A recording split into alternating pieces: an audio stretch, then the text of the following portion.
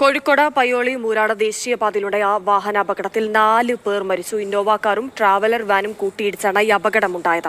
Car യാത്രക്കാരായ 4 പേരാണ് മരിച്ചത് എന്നാണ് ഇപ്പോൾ ലഭിക്കുന്ന വിവരം.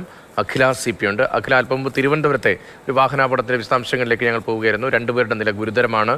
ഇന്നോവയും ഒരു ഓട്ടോറിക്ഷയുമാണ് ഇവിടെ കൂട്ടിയിടിച്ചത്. ഇപ്പോൾ കോഴിക്കോട് പയ്യോളിയിൽ ഞെട്ടിക്കുന്ന ഒരു വാർത്തയാണ്. വാഹനാപകടത്തിൽ 4 പേർക്ക് ജീവൻ നഷ്ടമായി എന്ന വിവരമാണ്. ഇതിനോട് കൂട്ടിച്ചേർക്കാൻ കഴിയുന്ന എന്തൊക്കെ വിവരങ്ങൾ ഇപ്പോൾ നമുക്ക് പ്രാഥമികമായി ലഭിക്കുന്നുണ്ട്?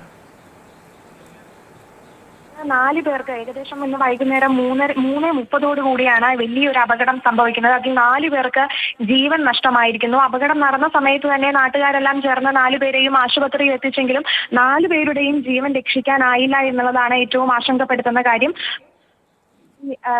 ഈ വടകര രജിസ്ട്രേഷൻ ഉള്ളതാണ് കാറ്. പയ്യോളി മൂരാട് ദേശീയപാതയിലാണ് ഇത്തരത്തിലുള്ള അപകടം ഉണ്ടാകുന്നത്. വടകര ഭാഗത്തേക്ക് പോവുകയായിരുന്ന കർണാടക രജിസ്ട്രേഷൻ ട്രാവലർ വാനും പയ്യോളി ഭാഗത്തേക്ക് വരികയായിരുന്ന കാറുമാണ് കൂട്ടിയിടിച്ചത്.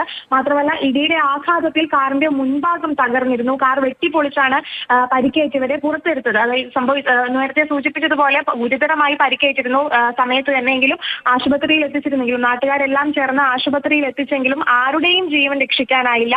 എന്തായാലും ഈ പറഞ്ഞത് 4 പേരുടെ ആരൊക്കെയാണ് മരണപ്പെട്ടിരിക്കുന്നത് എന്നുള്ള വിവരങ്ങളെല്ലാം ലഭ്യമാകുന്നേ ഉള്ളൂ. ഇപ്പോൾ ഇവരുടെ മൃതദേഹം ആശുപത്രിയിൽ സൂക്ഷിച്ചിരിക്കുകയാണ്. എങ്ങനെയാണ് ഈ അപകടം ഉണ്ടാകുന്നത്? വാഹനത്തിന്റെ അമിത വേഗതയാണോ? അങ്ങനെ എന്താണ് അപകട കാരണം എന്നത് വ്യക്തമായോ? കാര്യങ്ങളൊന്നും വ്യക്തമായിട്ടില്ല. അതായത് ഈ പറയുന്നത് പോലെ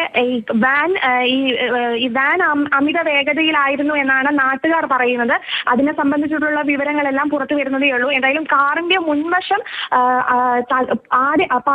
ആകെ തകർന്ന ഒരവസ്ഥയിലാണ്. അതുകൊണ്ട് തന്നെയാണ് വലിയൊരു അപകടം സംഭവിച്ചിരിക്കുന്നത്.